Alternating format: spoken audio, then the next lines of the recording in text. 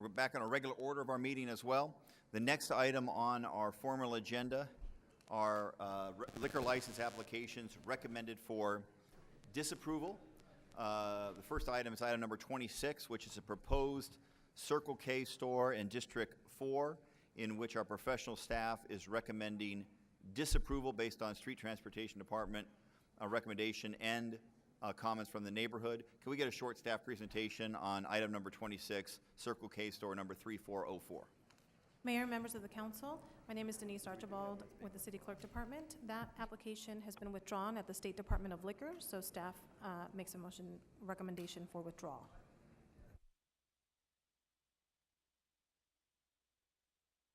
All right, so the motion, or the liquor license has been withdrawn at the state, so we need a pro forma motion for withdrawal here. Councilwoman Pastor? So I make a motion to withdraw item 26, the original staff recommendation for disapproval based on the Street Transportation Department recommendation for disapproval and neighborhood protest. I do want to recognize that the Westwood neighborhood is here and is very supportive of this. All right, so the motion is to withdraw. Do we have a second? Second. We have a second. All in favor say aye. Aye. Any opposed? The motion to withdraw passes. Jerry Neal, great to see you again, and we appreciate your continued advocacy on behalf of Westwood, and we miss Donna very much. Good to see you. Thank you for being here. Next item is item number 27, a proposed liquor license disapproval in District 5, Tacos and Tequila Cantina. Councilman Valenzuela, what's your pleasure?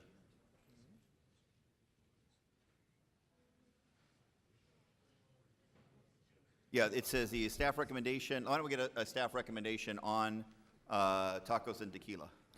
Mayor, members of the council, this request is for a new Series 12 license for a restaurant doing business as Tacos and Tequila Cantina. Consideration may be given to the applicant's personal qualifications and to the location. Staff recommends disapproval of this application based on a police department recommendation for disapproval. And Detective Cortez is here, also provide testimony on behalf of the police department. Please come forward, provide testimony on this item, and then we'll get a motion from Councilman.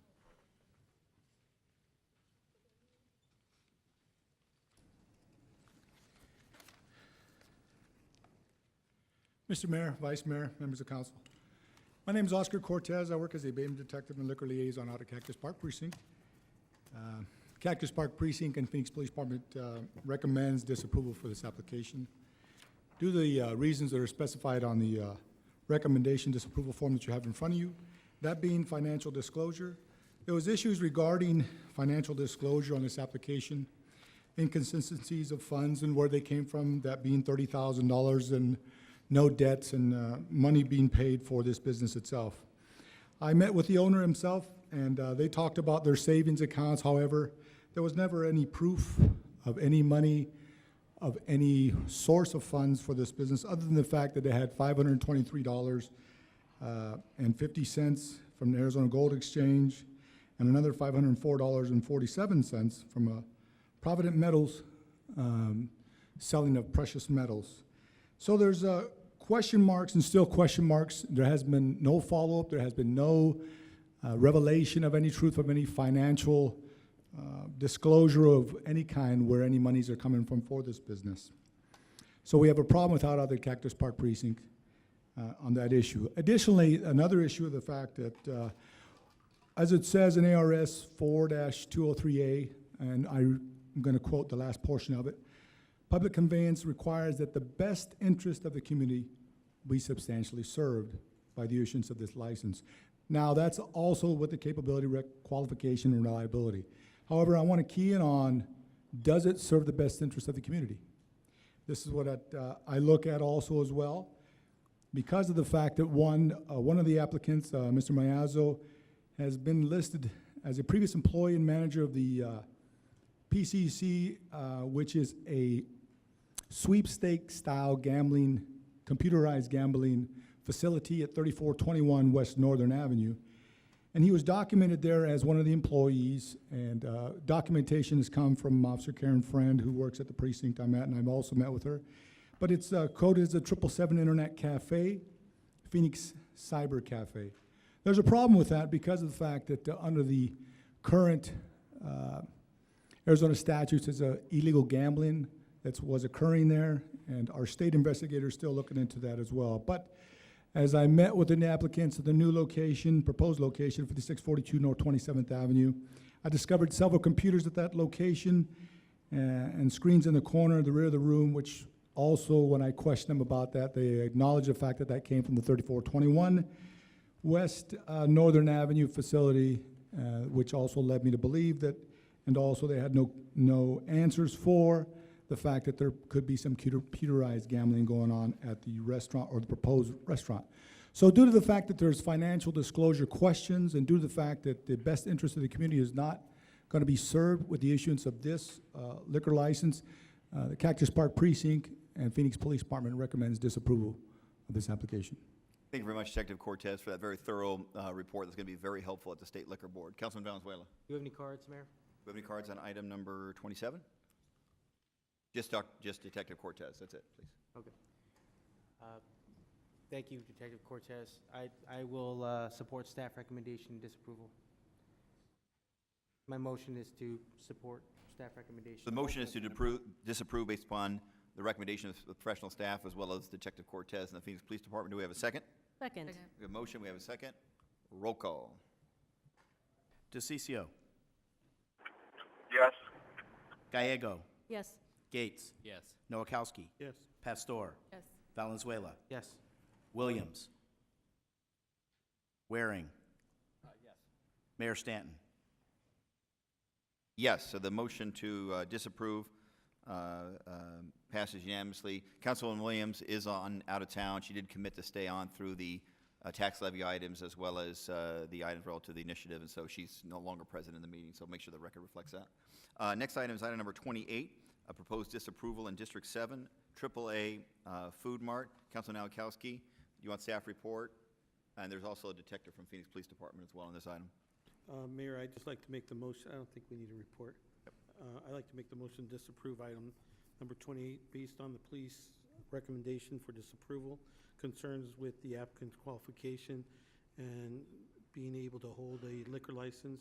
Applicant has failed to make full financial disclosures and has not been able to answer questions. Additionally, the Arizona State Liquor Board recently denied a liquor license at this location and with this applicant.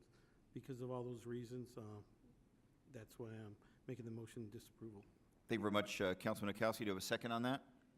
Second. Second. Detective Washburn, did you have any additional reasons why this liquor license should be denied?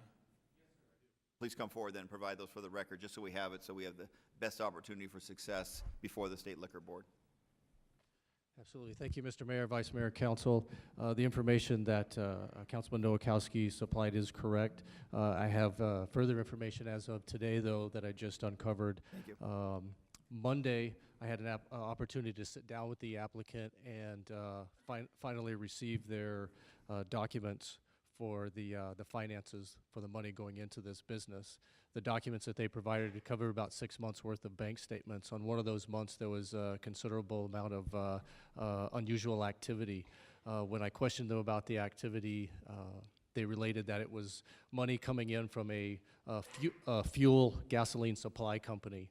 The explanation, that is what the bank statements reflected, but the explanation still didn't sit well with me, didn't make sense, so I asked for further documentation, including the fuel invoices from that company. I had not heard from them as of today in regards to those fuel invoices, so I went to the fuel company itself and brought the item, the issue to them. They also were very concerned about the issue. One of the issues at hand was a $225,000 deposit into the applicant's bank account from this fuel company. The fuel company showed no record of that whatsoever. When they reviewed their documents, they found an error on their part where the deposit should have been $25,000. There was a $200,000 error going credit to the applicant. The applicant, instead of making notification to the fuel company, they turned around 3 days later and took $140,000 of that money and in a cashier's check put it towards the new business, which is this application here on 51st Avenue. So that was a separate store that they took that from. So this investigation is ongoing, but that is new and updated information that you requested. So for these reasons, I do ask that the council deny the application. Okay, thank you very much for that additional information. I'm assuming the criminal investigation is ongoing. Ongoing, yes, sir. Yes, sir. Councilman Noakowski, then for that additional information. Okay, so including that information in the opposition, did you wish to testify in this item? I don't have a card on for you, so please come forward, state your name for the record, and make sure you fill out a card afterwards. We're glad you're here. I apologize, Mayor. I didn't realize I had to fill out a card. I am the agent on the liquor license. Thank you. I'm not the owner.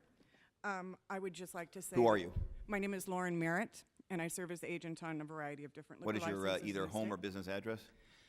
Marico Incorporated, 736 South Longmore Street, Chandler, Arizona, 85224. Thank you. I would just like to say that I respectfully disagree with the statements made by Detective Washburn. I understand that it's the council's responsibility to give recommendation to the State Liquor Department, and I thank the council for hearing this item. We very much look forward to addressing this at the State Liquor Board hearing.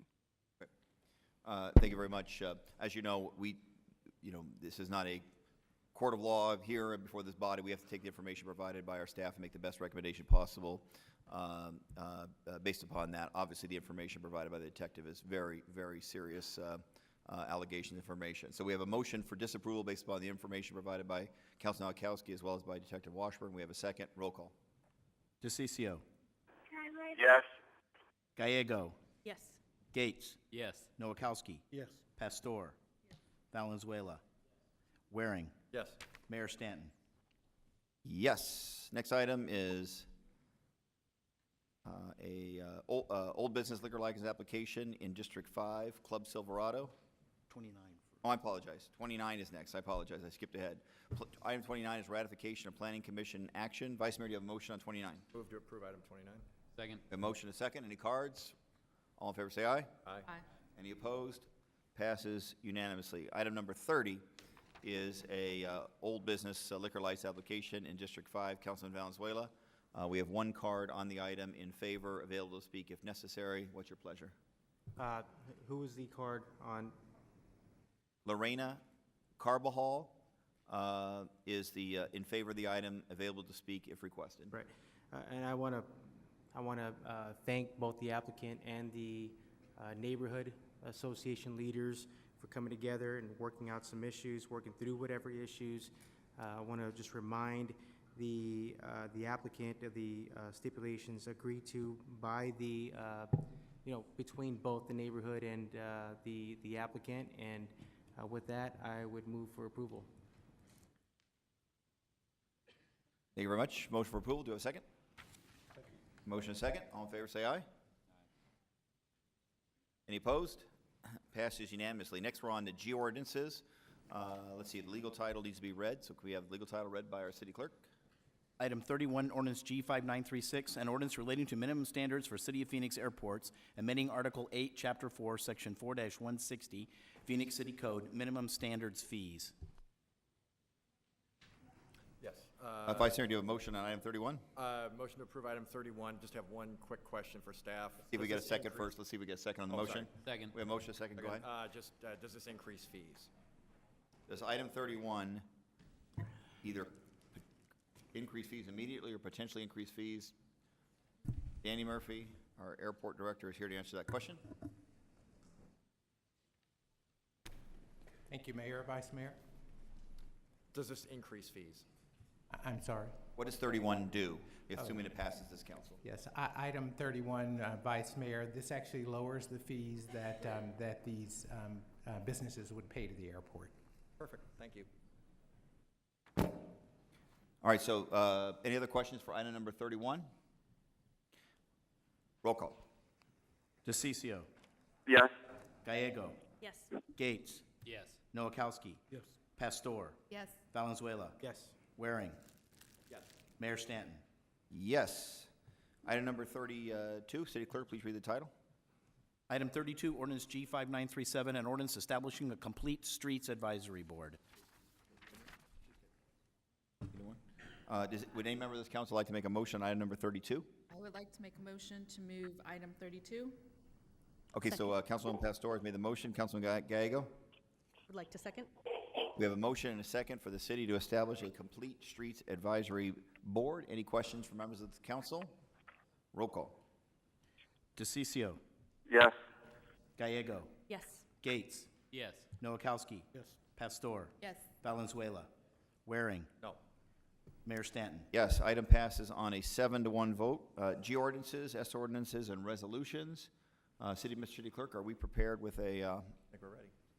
we are ready. All right, so Vice Mayor, do we have an omnibus motion on item number, or the G ordinances? And away we go. I move that items 33 through 103, being ordinances number G-5938 through G-5940, S-41034 through S-41097, and resolutions 21234 through 21239 be adopted, except items 36C, 39, 40, 45, 46, 47, 58, 59. Scratch that, not 59. Can't read my own writing. 60, 63, 65, 73, 75, 78, 85, 86, 87, 91, 94, 96, and 97. And noting that items 33 and 91 are as corrected. Items 41, 42, and 43 were taken out of order. Item 72 is requested to be withdrawn, and items 97.1 and 97.2 are add-ons.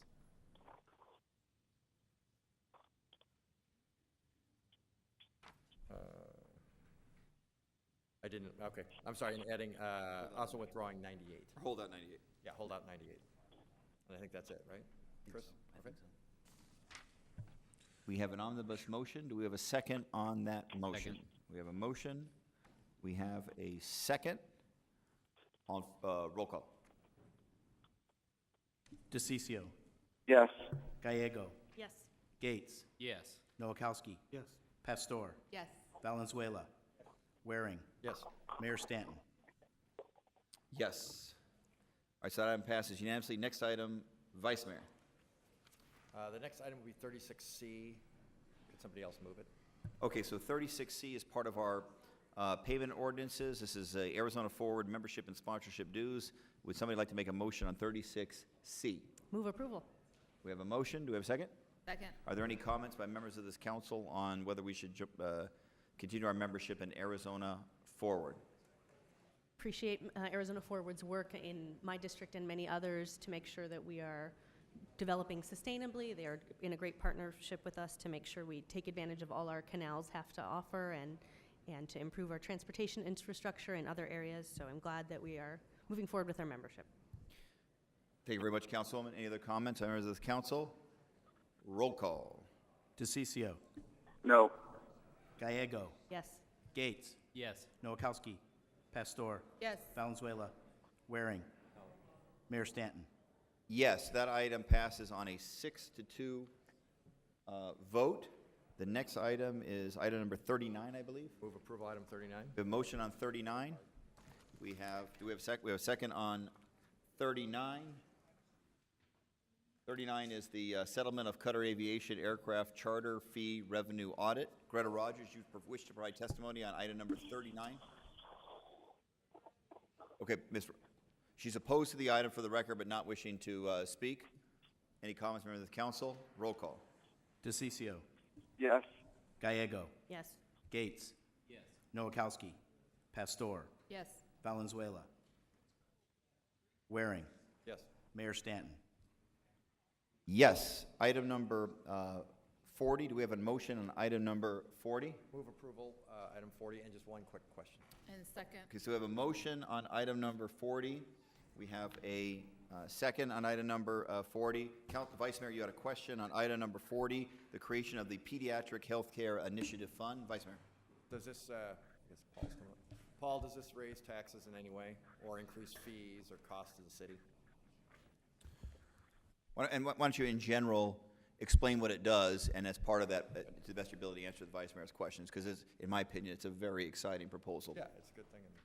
Mayor, Vice Mayor Paul Blue with the City Manager's Office. Mayor, Vice Mayor, this does not raise taxes, but in summary, the City of Phoenix will, as provided under federal and state law, be in a position to accept private donations that can be forwarded to the Arizona Healthcare Cost Containment System that, in collaboration with the federal government, will bring a 2-to-1 match of federal resources to Phoenix, to Arizona for pediatric health care. You said it, but just to repeat, it's private donations. People don't have to do this. Private donations. So it's, yeah, private donations. It does draw down federal dollars to the benefit of our local healthcare systems, patients, professionals. Councilman Nowakowski. You know, Mayor, 2 years ago, Michael Johnson and myself approached you about the lack of health care, especially in District 7, District 8. And this is one of your pet projects that you really made sure that we got our fair share of the federal funds that were out there. I just really want to thank you for taking on this leadership and making this happen. And now South Phoenix and the West Valley is getting their fair share of health care. So thank you, Mayor, for that. Thank you very much for those nice comments. Any other comments by members of this council? This council has tried to be very forward-thinking in partnering with our local healthcare institutions. Obviously, with the passage of the Access to Care ordinance, which provided much-needed resources to our local hospitals who are inundated with the burden of uncompensated care costs, doing right by our doctors, nurses, medical professionals, researchers, et cetera. This one's set up a little bit differently. It's a very creative solution to a problem where the city is partnering with our local pediatric care facilities. Obviously, Phoenix Children's probably being one of the leading pediatric facilities in the entire world, in my opinion. And by us being the very best partner, it will allow them to bring significant resources to help with their care of sick children. And I really just appreciate their partnership with the city of Phoenix. And my understanding is it would have an impact on Phoenix Children's of approximately $40 million. So this is real resources to an incredibly important institution here in our community. Any other comments? Mayor? Yep, Councilman DeCiccio, please go ahead. Oh, Phoenix Children's Hospital is a critical component to the city of Phoenix. They're a critical component to the state of Arizona. They're put in a bad pickle here basically by the way that the state has handled this. So kudos to them. I've made a commitment to them to help them with any legislation they might need at the legislature as well. They're a great organization. Thank you very much. It should be noted that we are able to do this creative solution because of a bill passed by the legislature, and if they would give us more opportunity to do creative solutions like this, I think this council is ready and willing to step up and do as much as we can to support our local healthcare providers. Just cards that are here in support, not wishing to speak. CEO of Phoenix Children's Hospital, Robert Meyer. Thank you for being here and all you do to support kids in the city of Phoenix as a whole. It's great to be your partner. Annie Mooney, VP of Public Affairs. Randall Christensen, a physician. Yolanda Duhard, Chief of Pharmacy Services. I know I blew your name, but thank you for being here. Carmen Newberger, Senior Vice President and General Counsel for Phoenix Children's Hospitals. I apologize for the comments about lawyers earlier in the meeting, but thank you for being here anyway. Craig McKnight, CFO of Phoenix Children's. You didn't go to Harvard, did you? No, you don't have to answer that. No, you don't have to answer that. Reese Miller, patient advocate from Phoenix Children's, and Julia Wise, a nurse from Phoenix Children's Hospital. And you already know this, but every time we do polling, nurses are at the very top of the most respected professions, ahead of even doctors. So just thank you for choosing that profession as a nurse. All right, with that, roll call. DeCiccio. No. Gallego. Yes. Yates. Yes. Nowakowski. Yes. Pastor. It's a definite yes, and I'm very proud to have Phoenix Children's in District 4, our district. But in addition to that, they do great service because I have visited Phoenix Children's facility 3 times, 2 times this year. So it's a yes. Valenzuela. Yes. Waring. Yes. Mayor Stanton. Yes, like the councilwoman, both as a mayor and as a dad, I appreciate Phoenix Children's.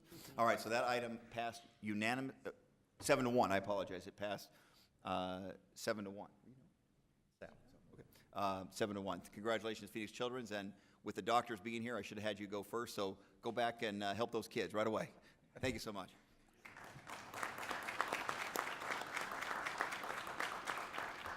Next item is item number 45, agreement for a trade office in Mexico City. Vice Mayor, do you have a motion on 45? Approval item 45. We have a motion. Do we have a second on 45? Second. We have a motion. We have a second on item 45. Any comments by members of this council? Councilor DeCiccio, I noted you had comments on 45. This is the agreement for a trade office in Mexico City. No, it is. I was just going to keep my comments just real brief. I know it's the year end and things always get a little stressed, but this is a really good thing for the city of Phoenix, and I appreciate you for your leadership on this as well, Mayor. You know, this was a joint effort from, and I wasn't planning on talking, but the bottom line is this is a joint effort from the city of Phoenix, the state of Arizona, because I'm looking at 45 and 46. And it's something that's going to provide comments on both. Go ahead, Councilman. I'm sorry. Yeah, just make it easier. And it literally moves the state forward, moves the city of Phoenix forward. It also gives the city of Phoenix the opportunity to be able to go out there and generate our own business at the same time partnering with the state of Arizona. I think it's a fantastic move. This is going to bring in considerable results, which it has already.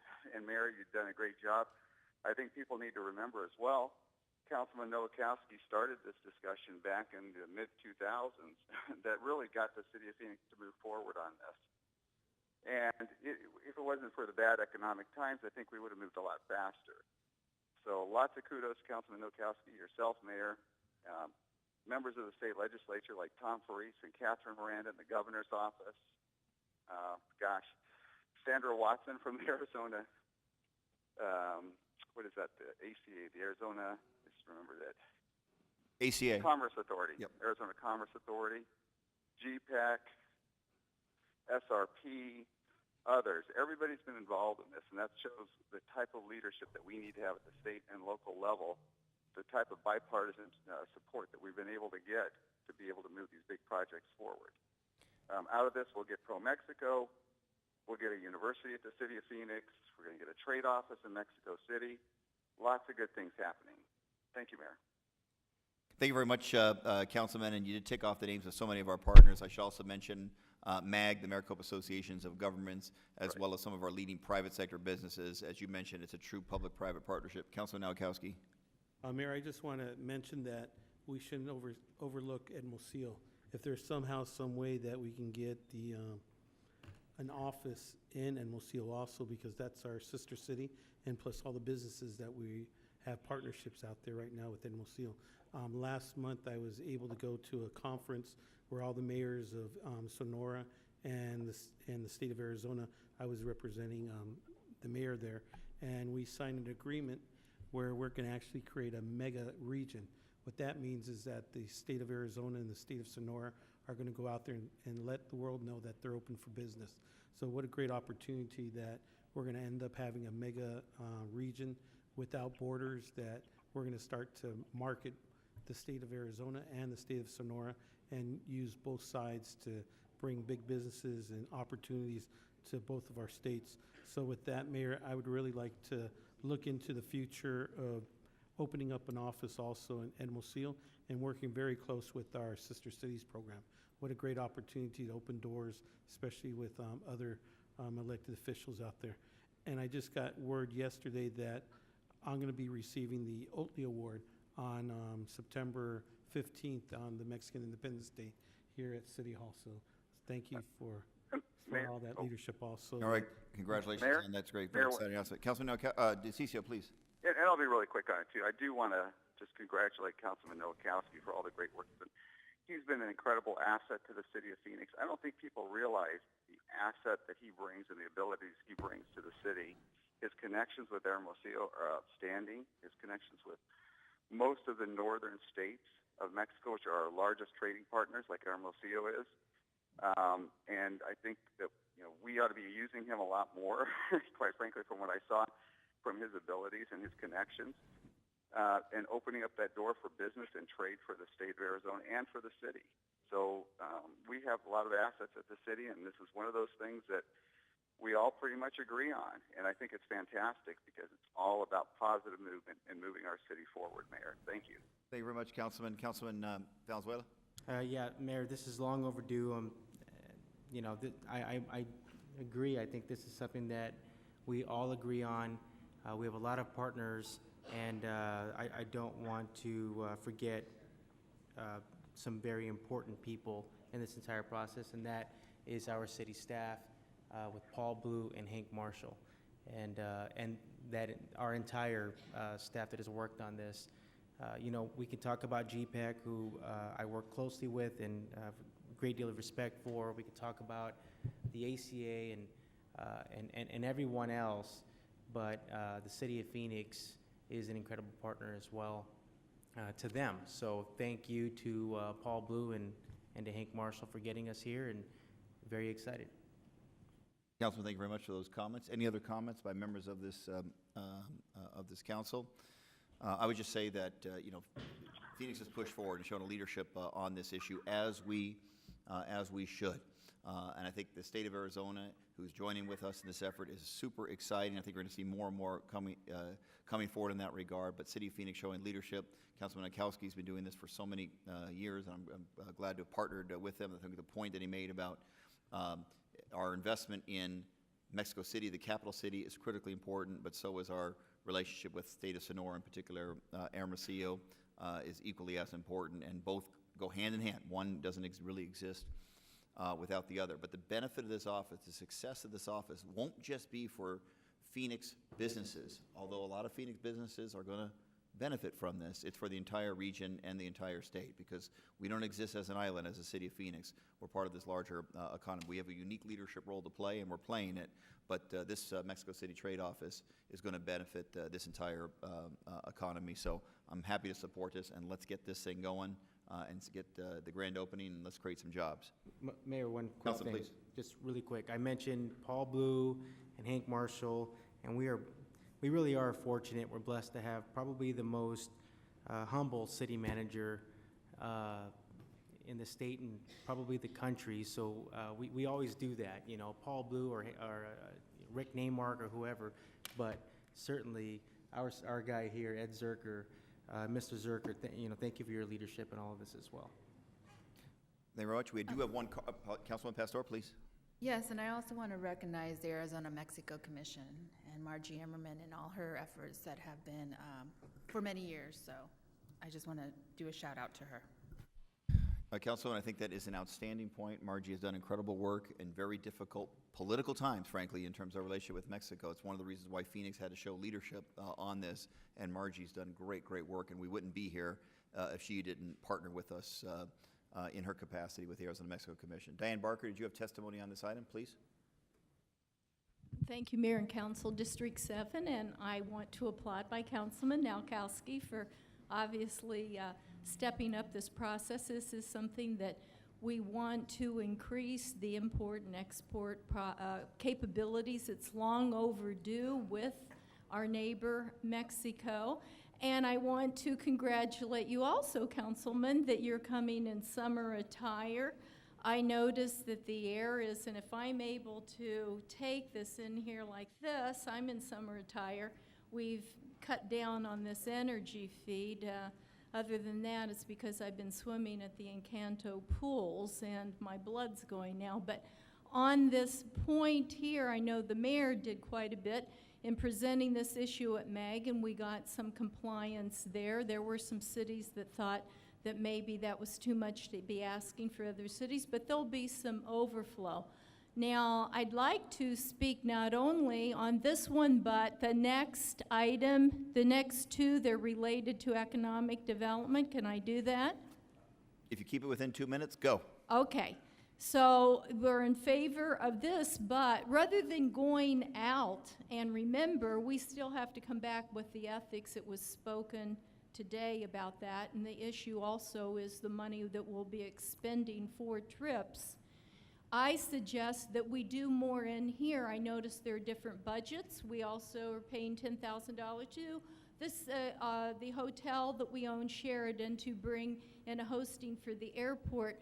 We have venues here that we can have Mexico come up here and investors and look, that's better because they can see all the possibilities of investing in Phoenix. And so I say, rather than going out and also, Mayor, having the press all against you for not being around and handling the business here, but gone out, in other places traveling, we bring that more in there. We've hired a consultant.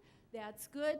I understand they can be, and they do it through the internet, the phone, or whatever, into Mexico, and they're here. And so that's the next agenda item. Then GPEC, we fortunately have not increased the funding for GPEC, and GPEC's for economic development, for jobs and like this.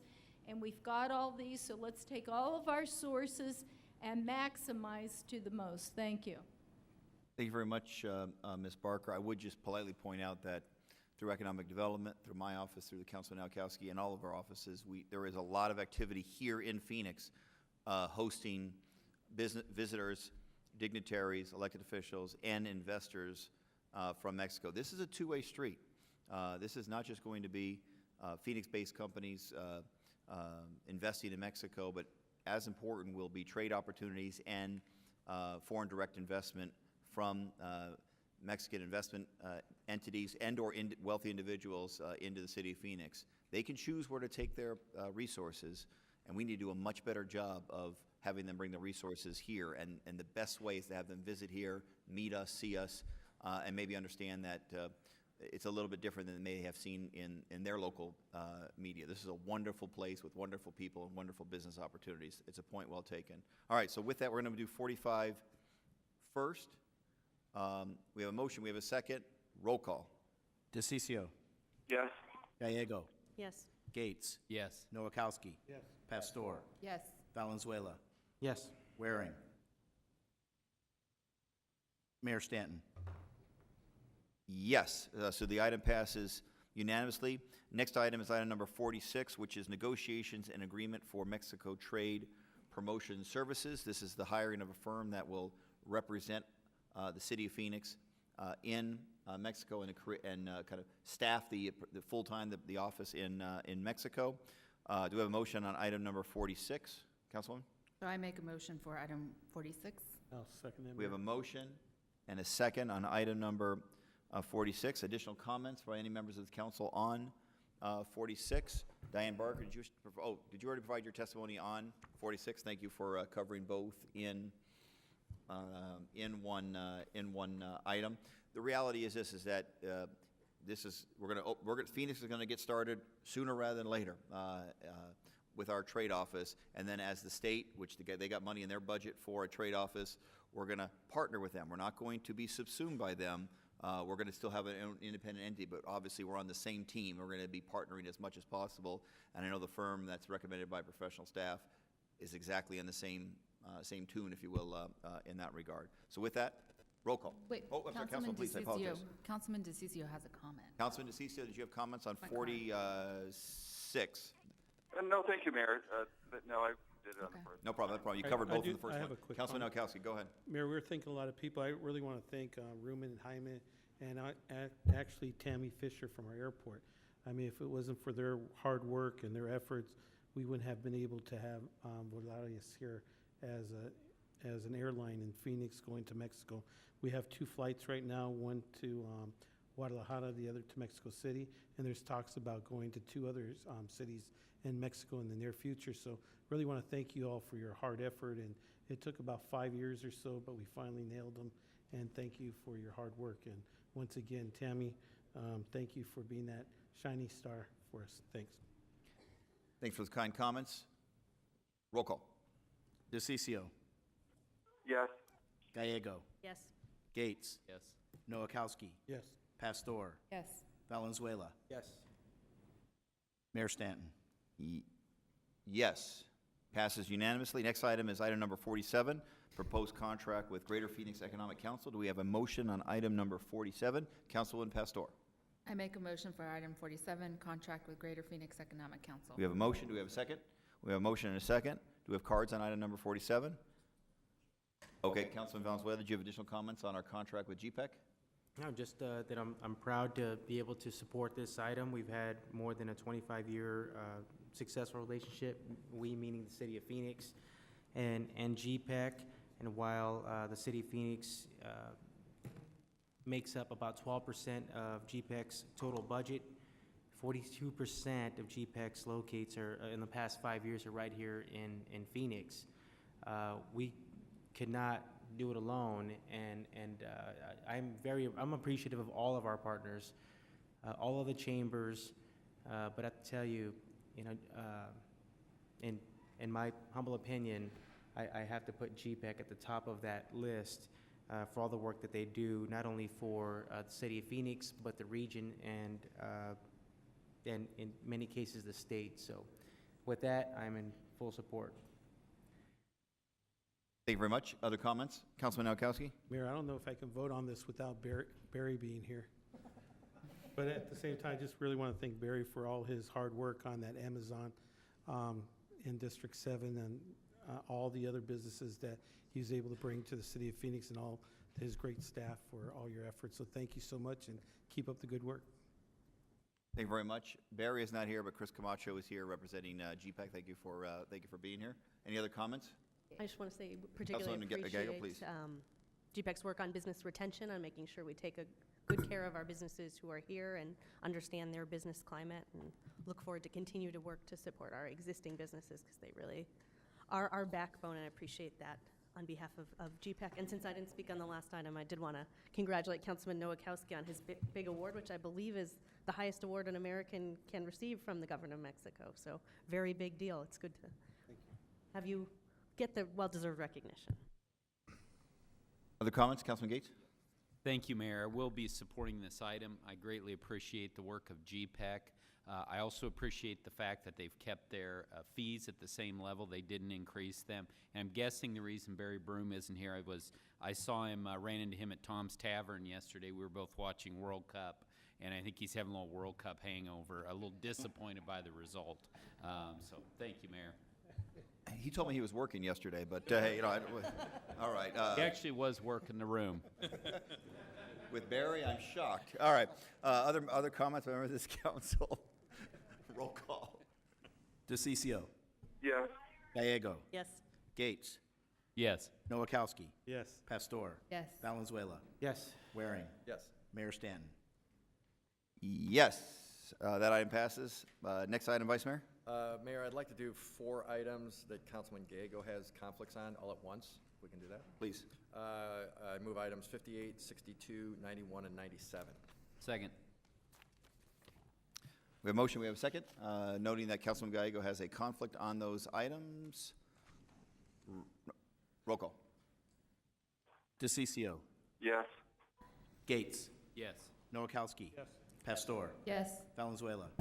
Yes. Waring. Yes. Mayor Stanton. Yes. Next item, Vice Mayor? Move item 60. Second. Second. Bard and Sal. We have a motion, we have a second. Greta Rogers, you had a comment on item number 60?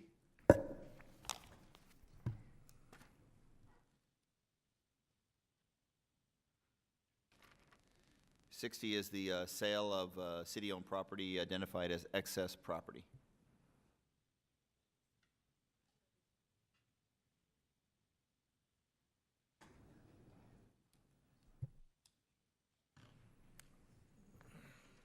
Mayor and Council, you approved the sale of about the same number of properties within the last 3 months.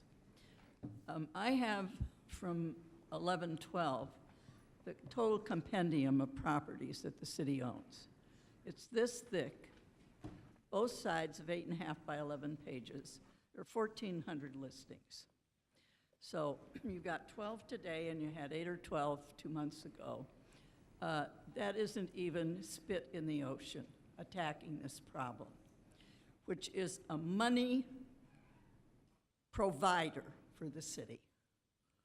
A big money provider when the city is in dire financial condition on the budget. I want to ask you to seriously consider putting together a small task force of citizens who have real estate background and experience. It doesn't have to be in commercial or residential or vacant land. Real estate is real estate, and the practice is the same across the board in this state.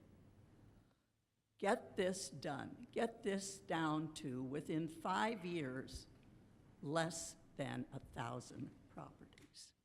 And put the money in the Treasury, where it is sorely needed for the progress and service and improvement of services in this city. And I volunteer myself. I know I don't endear myself to you usually, but I have 29 years' experience in the business. I'm no longer licensed, but I can consult. Thank you. Thank you very much, Ms. Rogers. All right, so we have, appreciate the suggestion. We have a motion. We have a second. Any other comments by members of this council? On item number 60, roll call. DeCiccio. Yes. Gallego. Yes. Gates. Yes. Noakowski. Pastor. Yes. Valenzuela. Yes. Waring. Yes. Mayor Stanton. Yes. Next item, Vice Mayor. Approval item 63, there's a card. We have a motion on Second. 63. We have a second. Leonard Clark, you should provide testimony on item number 63. That is accept donation for baby shots immunization program. Thank you. That's, I just want to say, come up here, council, and say, hopefully, thank you for bringing this motion. I hope you vote for it. As a citizen of Phoenix, I've seen firsthand, I do know that children are covered for shots sometimes under access, even though adults are not. I have friends who went to get vaccinated, but access doesn't cover them. So anything that can help get our community vaccinated, I think it's a great thing, and I hope we have more of it. Thank you. Thank you very much. Roll call. DeCiccio. Yes. Gallego. Yes. Gates. Yes. Noakowski. Yes. Pastor. Yes. Valenzuela. Yes. Waring. Yes. Mayor Stanton. Yes. Next item, Vice Mayor. Move approval item 65. Second? A motion and a second on 65, amending our professional services contract with Protivity. Are there any cards on 65? Comments by members of this council? Councilman Gates? Yes, Mayor, thank you. This amendment to the contract addresses the issue that we've heard about a lot lately, you know, with Target over the holidays, where people's credit card information was compromised. This is an important issue. We need to protect the privacy and the identity of those folks who are using credit cards to pay for city services, and we're seeing more and more of that. So I thank staff for their hard work on this.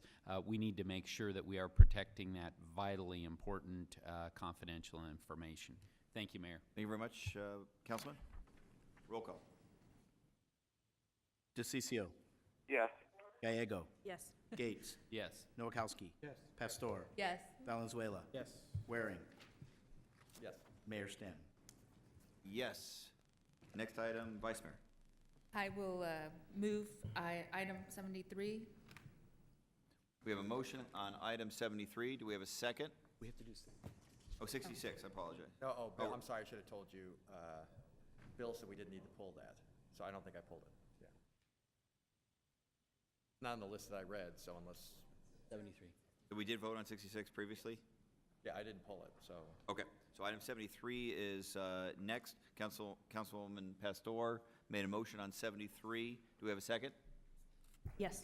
Item number 73 is to apply for, accept, and disperse National Endowment for the Arts Artworks grant. We have comments by members of this council. Roll call. DeCiccio. Yes. Gallego. Yes. Gates. Yes. Noakowski. Pastor. Yes. Valenzuela. Waring. Yeah, no, excuse me. Mayor Stanton.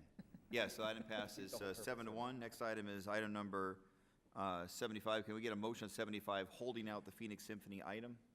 Move approval of item 75, holding out the Phoenix Symphony line. Second. We have a motion and a second on item number 75. Any comments by members of this council? I just want to say that the number is the same as last year, and it shows strong commitment by this council to be supportive of our incredible arts organizations in the city of Phoenix. That's just my short comment on these arts grants awards this year. Roll call. DeCiccio. Yes. Gallego. Yes. Gates. Yes. Noakowski. Pastor. Yes. Valenzuela. Waring. Yes. Mayor Stanton. Yes. Can I get motion on item 75, the Phoenix Symphony item? Move approval item 75 of the Phoenix Symphony line item. Second.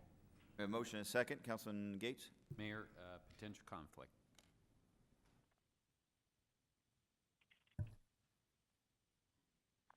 All right, so a motion and a second noting Councilman Gates' potential conflict. He will not be participating. Roll call. DeCiccio. Yes. Gallego. Yes. Noakowski. Pastor. Yes. Valenzuela. Waring.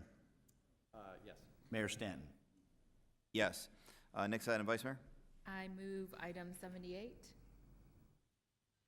We have a motion and a second on 78. 78 is providing some historic preservation funds to ensure that we can preserve a current threatened building located at 411 South 2nd Street in the Warehouse District, District 8. So we have a motion on item 78. We have a second. You have any comments on 78? Just important part of preserving a very neat part of our city, a very unique part of city where I think we're going to be investing a lot that has a lot to offer, and I'm glad we're preserving our history. Okay, thank you very much. Roll call. DeCiccio. Yes. Gallego. Yes. Gates. Yes. Noakowski. Pastor. Yes. Valenzuela. Waring. Mayor Stanton. Yes. So that item passed on a 7-1 vote. Next item, Vice Mayor. Item 85. We have a motion on item 85. Do we have a second? Was that a motion on 85? There was a motion Yes. in favor? Okay. Do we have a second on 85? Second. Thank you very much. This is a proposed IGA between ASU, Sustainability Partnership Agreement between City of Phoenix and ASU. Do we have any cards on item number 85? Would any members of this council like to provide testimony on item number 85? Mayor? Councilman DeCiccio, go ahead. Yeah, thank you for that. This goes along the lines of the last vote that the city took that was not only controversial, but we saw an incredible amount of uproar where the city spent over $600,000 on a garbage study. Now the city is going to embark on a path of spending close to $2 million on advertising garbage.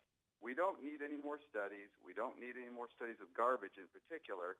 What we need are more police officers on the street. I get it that it comes from two different budgets, but this is not the time. If we had all the money in the world, these kinds of studies, these types of things, these nice feel-good things are good to do if you had all the money.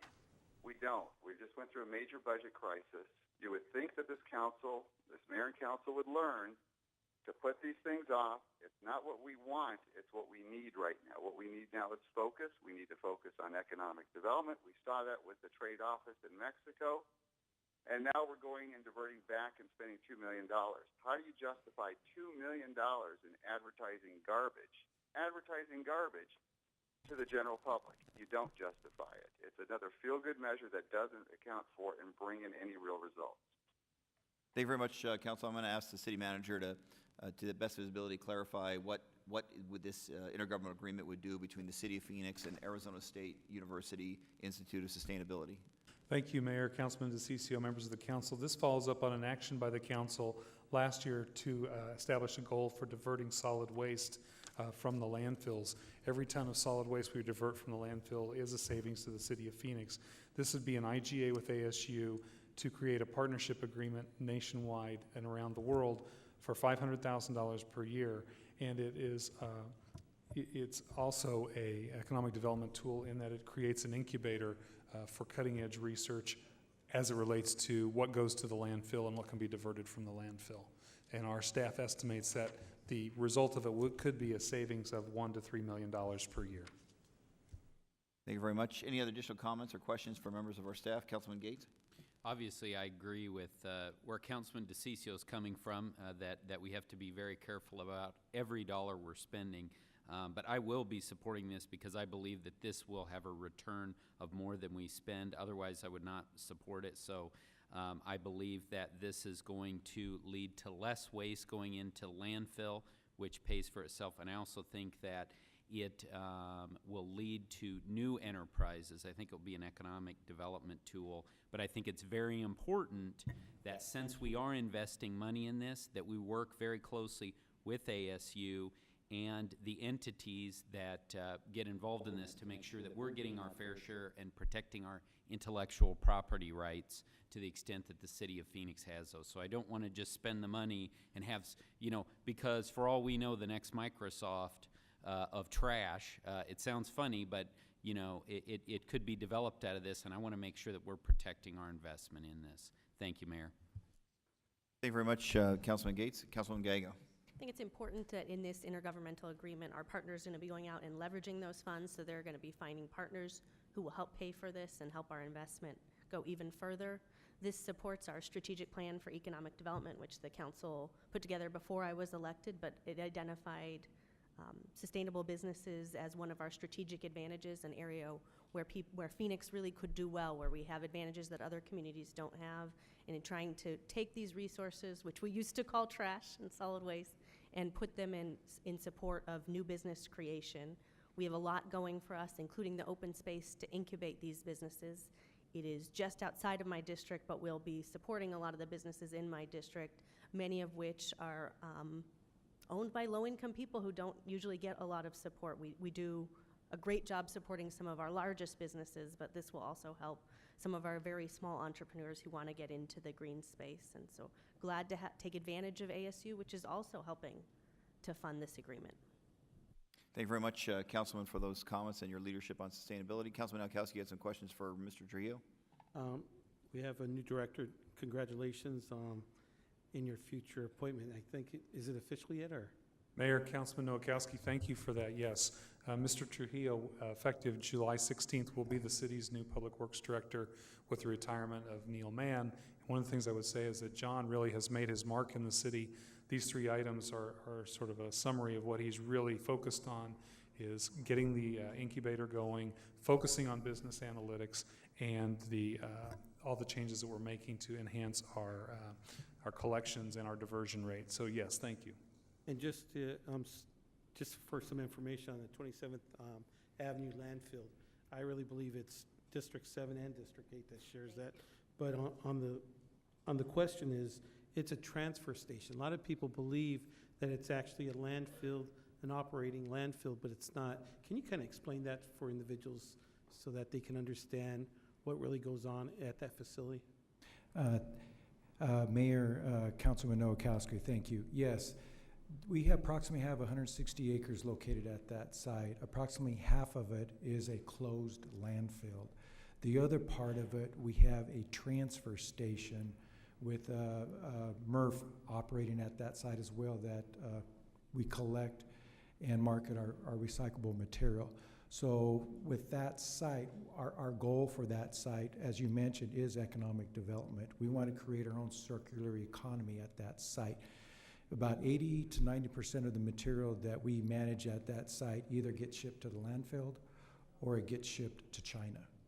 Our goal is to keep it here in the city and create products out of, as they call, trash to treasures is our goal. And we want to create a products and bring in new businesses that have new technologies that can convert our garbage into a product. And that is our goal for this program. And John, can you explain to people how many millions of miles of trash actually travels from a person's home to the landfill? Yes, thank you, Mayor, Councilman Nowakowski. Currently, the city travels over 4 million miles collecting residential garbage and recycling material. On top of that, we travel an additional 3 million miles transporting that garbage to the landfill.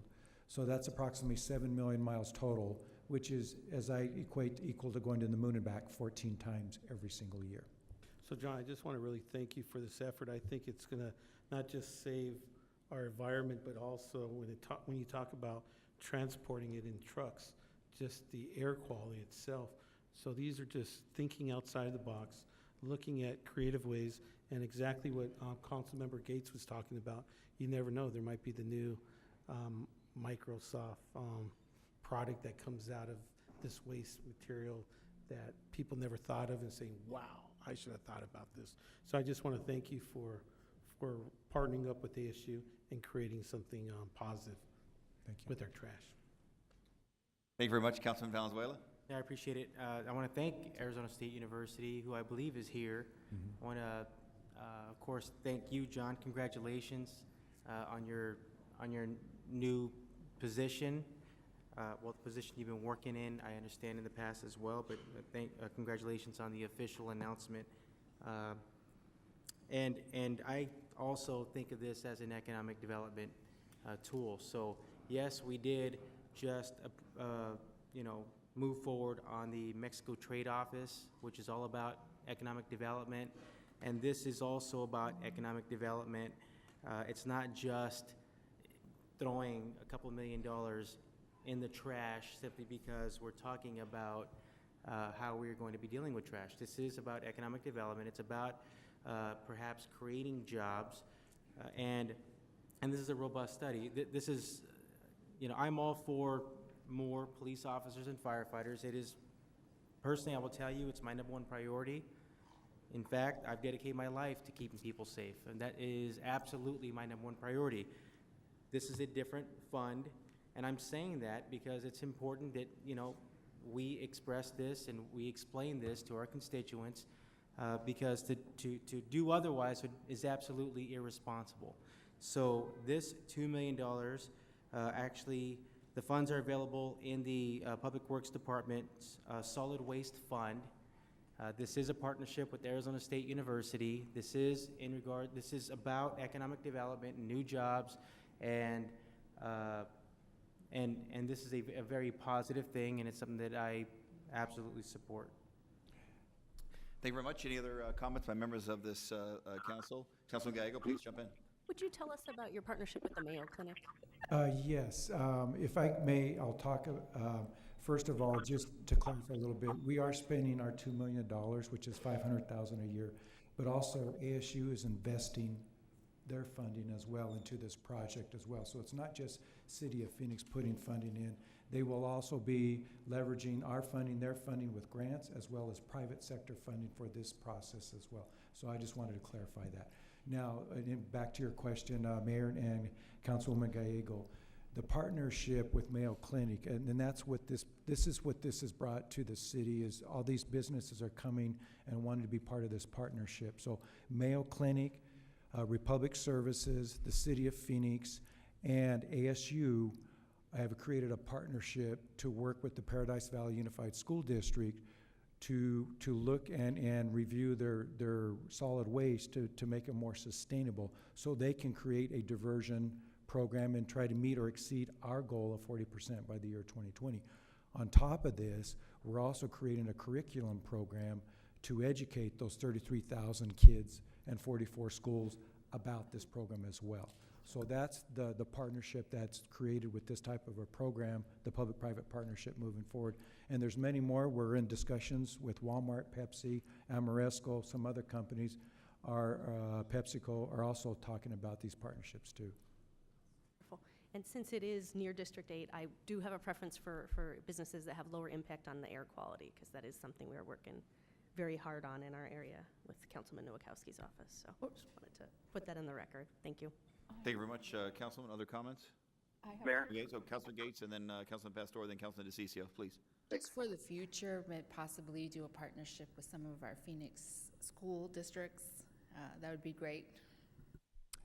Yes, that's. I'm guessing that the Paradise Valley is that's the beginning.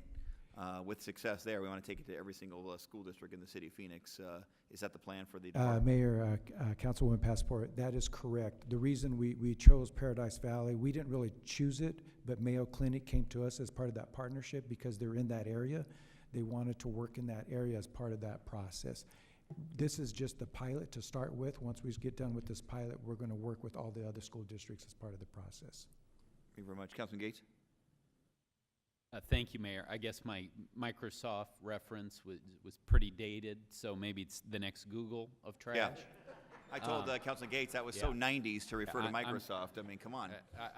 I apologize. Yeah, I apologize. Just before, when we had discussed this, I think we had the sort of, no offense, but kind of bureaucratic sounding CFRI, Center for Resource Intelligence. Resource Intelligence. I think we're doing some crowdsourcing on this to come up with a better name, kind of cooler name. How are we doing on that? How's that progressing? As part of this site location where this program is going to be located, we're going to be working with ASU and everyone else in the city, including council and mayor, to figure out how we're going to name this sustainability industrial park, whatever we're going to call it. We don't know yet. And we're going to be working through that process here in the future to figure out what we're going to call this park. Councilman DeCiccio? Oh, thank you, Mayor. You know, I've got to tell you, this is all taxpayer money. Doesn't matter what fund that they come from. It's all taxpayer money. And if you want to know why your water rates go up, you want to know why your trash rates go up, it's because of these unproven methods that government gets involved in. And it's doing it here. This is not chump change. It's $2 million of taxpayer money going into something, and everyone talks about the private sector doing this. Well, let them go first. Let them put their dollars up first. Then you can do some sort of match if that's something you want to do. But to go at it first, government rarely succeeds at getting involved in private sector issues. Rarely, if ever, succeeds at it. They may be able to do grants. That could work. They could fund it if the private sector does it. But to go in there and think that government's going to do anything when it doesn't even, it's not involved in that area. It's literally going into a new area that government doesn't do well. So it's just a waste of money. And this is why we see rates go up at the city of Phoenix. And I saw the same debate about economic development when it came to the Coyote. We saw that at Glendale. It was the exact same thing that occurred there, talking about jobs, economic development, and it fell flat on its face. That's the same things that happen here. Let the private sector invest first. All right, thank you very much, Councilman DeCiccio. Any additional comments by members of this council? Councilman Valenzuela? I don't think this is money wasted. I do think that this is an investment. I do think that there will be a return. I do think that it's irresponsible to even bring up, you know, that this is $2 million and the fact that we reminding the public we need police officers and firefighters, because we absolutely do, but we can't use this $2 million for police officers and firefighters. So let's just be transparent. So I do want to say that, first of all, and secondly, maybe this is the new Google, but Microsoft is still doing great things. I think we have people from Microsoft here, and we appreciate what you do as well. Bill Gates, of all people, right? I mean, come on. This has been a rough day. The Harvard stuff now, Microsoft. Yeah, it's tough, yeah. And take a break. Yeah, it's tough. Yeah. Does anybody have any comments about Ping? All right, we'll move on to the next issue. We'll move on to the next. All right, any other comments by members of this council? John, I want to thank you. When I became mayor and really wanted to make sustainability a focus of the city in partnership with so many council members who were here before and have come on board in the meantime and made this a priority, this is exactly the kind of innovative, cutting-edge thinking that we need to do. We don't have a choice. We've got to reduce the amount that we're putting into our landfills.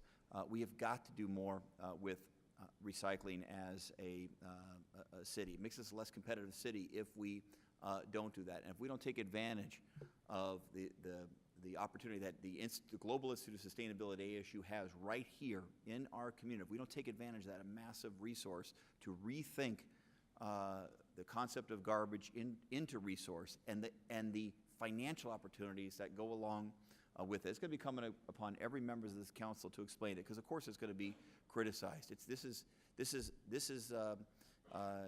in some cases counterintuitive thinking, but it's up to us to explain how important it is that we reduce the amount of miles of our public works vehicles, that reduce the amount of items that go into our landfill, that we increase the amount of recycling, that we increase the amount of green organics that don't go into our landfills, and we take advantage of the new marketplaces that are opening for things that previously had gone into the landfill.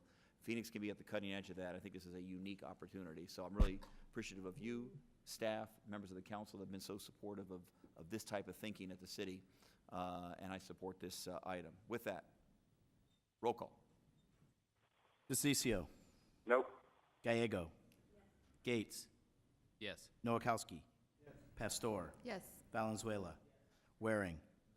Mayor Stanton. Yes, item passes on a 6-2 vote. Next item, Vice Mayor. I would like to move item 86. Item 86, motion for 86. Do we have a second on 86? Second. Motion and a second. This is an agreement to continue support services for business analytics upgrade support. Do we have any cards on item number 86? Any comments by members of this council? Mayor? Council, go ahead. Just the same as item 85, and it will be for 87, so I'll just cut it short on that. The reason it's counterintuitive to the public is because it's counter common sense to be doing these types of things when you're in a budget crisis and a free fall economically at the city of Phoenix. We have a budget crisis. It's all taxpayer money. To discount the fact that it's taxpayer money, and the public sees through that. So that, I'm going to be voting against this and 87. Did you want to make comments on 87 now? No, it's the same as this. Okay. So item 86, we have a motion. We have a second. Any additional comments? Roll call. DeCiccio. No. Gallego. Yes. Gates. Yes. Noakowski. Pastor. Yes. Valenzuela. Waring. Mayor Stanton. Yes, so item passes 6-2. Next item, 87, we have a motion in favor of 87. I move it. I have one question. We have a motion. Do we have a second? 87. We have a motion Second. and a second. Question by Vice Mayor. And did somebody come up to? Oh, John, there he goes. John Trujillo's coming back. So my question, John, if you can hear me, is this is an actual, it's not a study. This is a service we do, and we're reducing the cost of that service that we pretty much have to perform. Is that an accurate summary of what we're doing here? All right, so John, what are we doing with Green Organics? What's this proposal, item 87? Mayor, Vice Mayor, as part of our new programs that's starting July 7th, which includes the Curbside Green Organics program, we have equipment, which is grinding and mulching type equipment, and we're hiring a contractor to operate and maintain that equipment to create a mulching material that's basically a new business that's just located here in the city of Phoenix. So correct, you are correct, Vice Mayor. This is to reduce costs instead of taking it to the landfill. Thank you. That's it. Mayor, I have a question. Councilman Noakowski, please. So with this new program, I'm just wondering with the new fees that the residents are going to have for their new brown containers or the green organic waste, would this be self-sustaining, or will it cover the costs that were in the near future, that 101 million point two? Mayor, Councilman Noakowski, it won't be 100% self-sustaining at this time. We are working through the process, and this is going to be an iterative process moving forward, because we're looking at possibly reducing bulk trash, and we haven't identified what those reductions would be, reduction in miles, and there's also some cost reductions at landfill and transfer station. We haven't identified those yet. We've only identified the transportation cost associated with this program.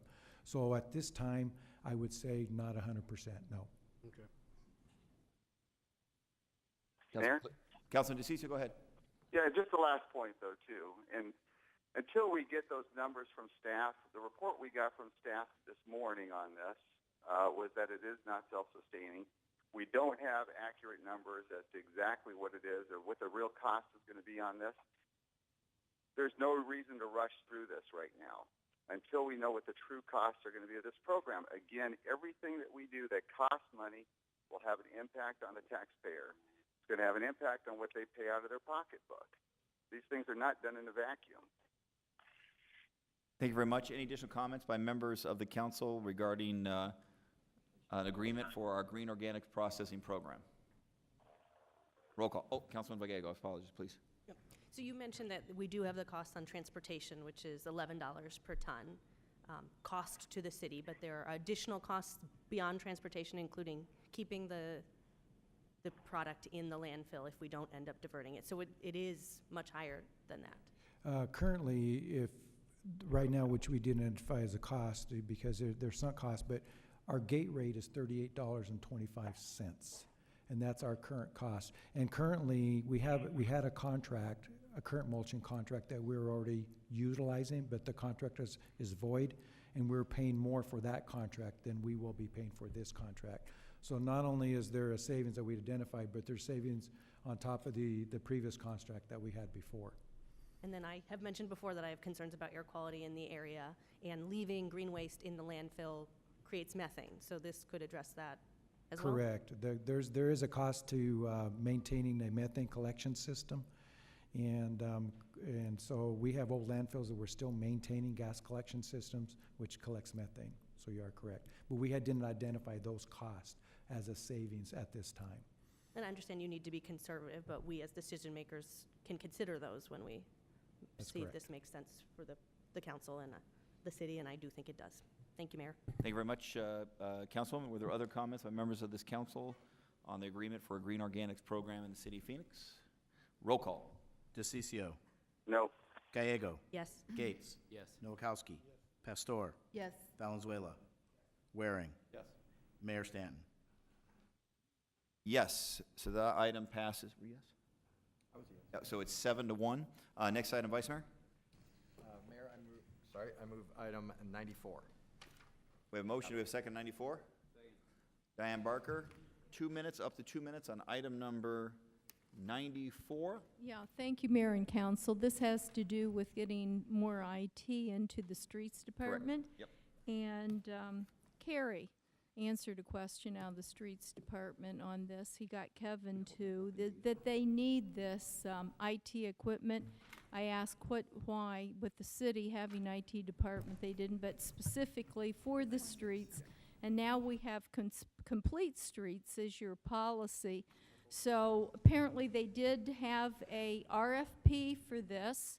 And so now this consultant has a presence here, even though apparently it's national.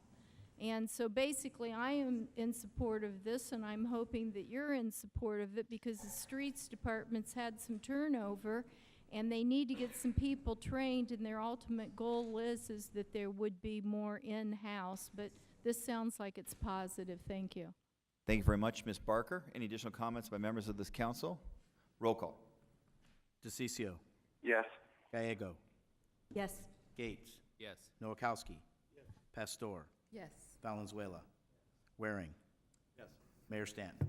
Yes, item passed unanimously. Next item, Vice Mayor. I move item 96, establish complete streets guiding principles. Second. We have a motion and a second on item 96 regarding complete streets guiding principles. Jean Markey, did you wish to provide testimony on item number 96? Jean, are you still here? She had to leave? That the complete streets Includes accommodate, American includes Disability. ADA. Yes, yes. Thank you. So, Ms. Markey, if you're watching, I know you do. Our city manager indicates that it does include protections for ADA, but in terms of moving forward, we're going to make sure that the community that cares passionately about ADA accessibility is going beyond the minimal requirements of law. It's going to be at the table. In addition, we have Jean Olmrud in favor, but not wishing to speak. Vincent Lopez, C.J. Hager in favor, not wishing to speak. And Kenneth Steele. Did anybody else wish to speak on this item? I have a note here that there are pictures on a thumb drive in support of the item. Jean, is that true? Did I get that right? Good to see you.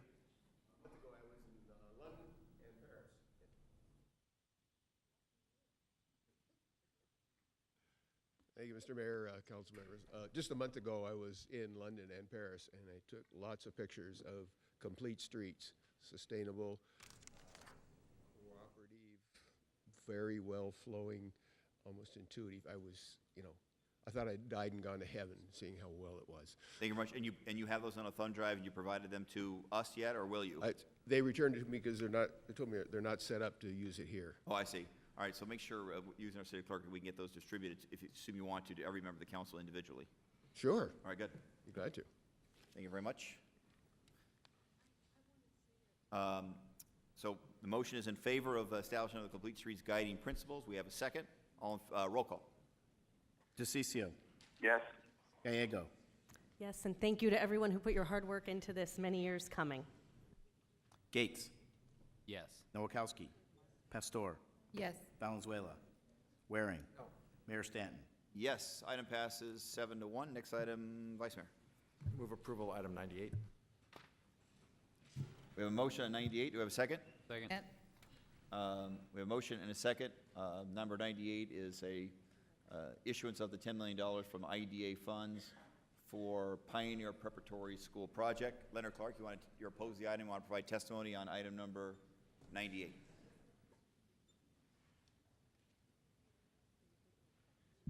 Thank you, Mayor and council members. I'm just letting you know as a citizen that I'm not here to put down charter schools. I know a lot of nice people that go to charter schools, and I've even heard of some success stories.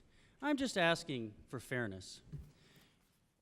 In a public school district, if you want to get a bond passed, you have to rightfully, legally go and ask the people in your neighborhood who are going to be voting on that, knocking on doors, tens of thousands, possibly hundreds of thousands, depending on the size of district you live in, hey, we really need this extra funding. My big disagreement, and by the way, I believe you're all conscientious, again, in what you're doing, my big disagreement is the fact that a corporate charter school, now you can call it not-for-profit, but we all know, and not insinuating on this charter school, but it has been reported that certain charter school owners and people who call themselves not-for-profit hire management companies in which they have financial interest to get around that, so they're still making profit off of it, while still calling themselves not-for-profit. The problem is there's 9 of you. 9 of you. If I want to come get $10 billion, I got to be really friendly with people. I got to know the bankers. I got to know the people on the politically appointed board, not just to be unfair to Mayor Stanton, any mayor, like the last mayor. He appoints a political board of people on this Industrial Development Authority board, and they come to you and they say, hey, we think this is good. And I agree, by the way, with hospitals, things like that. My great concern, though, is when my brothers and sisters, family members, community members have to come and ask for millions of dollars to the families that live in these districts, public districts, we have to knock on, like I said, tens of thousands of doors, millions of doors, and sometimes they fail. Whereas a corporate charter school, and they call themselves public, but that's not entirely correct because they're still, their bottom line is a profit. They have a board. They don't have a parentally elected school board, but they just get to come to you. Now, yes, you get to vote on it, and I've elected you, one of you as my representative, but it's entirely unfair. Now, I know you're going to all vote unanimously. People are paying attention. I mean, you know that we disagree on this. Again, you're very conscientious on this, so I applaud that. But the problem is, when you don't have a parentally elected school board, such as a corporate charter school, then that's not fair. Have the corporate charter school. Be fair about it. And I know you're all going to vote unanimously in favor of it, but I'm just disappointed. I don't know why you keep doing this. Arne Duncan likes it. The president likes it. A little bit of something going on around here. Thank you. All right, thank you very much, Mr. Clark. I don't think the president or Arne Duncan submitted an item on this particular, or submitted a card on this item, but I get the point you were trying to make. All right, do we have comments, members of the council? Councilman Nowakowski? Mayor, I'm going to be voting yes on this issue, but in the future, I really like to look into the IDA, that they look at the community design standards. We have an incident in Levine right now, that right there on 43rd Avenue and Baseline, we have a 7-story building. It sticks out like a sore thumb, but they didn't have to go through any of our P&Z standards for the city because they were actually granted monies, and I guess school districts and schools don't, but if they're getting funding from the IDA, I like to look into the future that they would go with the community standards, design standards for that area, or that they would have to go through our P&Z standards for the city of Phoenix. So if our staff can look into that for the near future so that we don't have incidents like what happened on 43rd Avenue and Baseline. I know my colleague in District 8 and I are really trying to figure out a way to stop that type of planning and zoning and to make sure that they go through some kind of a city standard. Thank you very much, Councilman. Councilman Gallego. Mayor? Just a second, DeCiccio. Councilman DeCiccio. Councilman Gallego. Question for staff. And it's related to the comments that Councilman Nowakowski was making. We have, in both of our districts, had several schools come in and sometimes with designs that are not consistent with the community's general standards, but also regularly we have meetings on school safety. related to traffic issues, perhaps schools located in places on major arterial streets where there are major safety concerns, and because of the process for charter schools, they don't often come in and meet with staff and learn about how to create safe environments for our students, which I think if they did, that is their goal as well. And so I just wanted to learn a little bit about this school and what process they went about in picking the location, if their neighborhood has any safety concerns on the traffic side.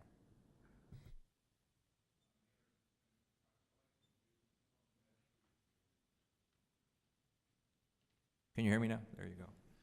Good afternoon, Mayor, members of City Council. My name is Juan Salgado, and I'm the Executive Director for the Phoenix IDA. I'd like to introduce Mr. Tony Best, who is the headmaster for Pioneer Prep and can answer your question. Thank you. Would you mind repeating your question so I can understand it?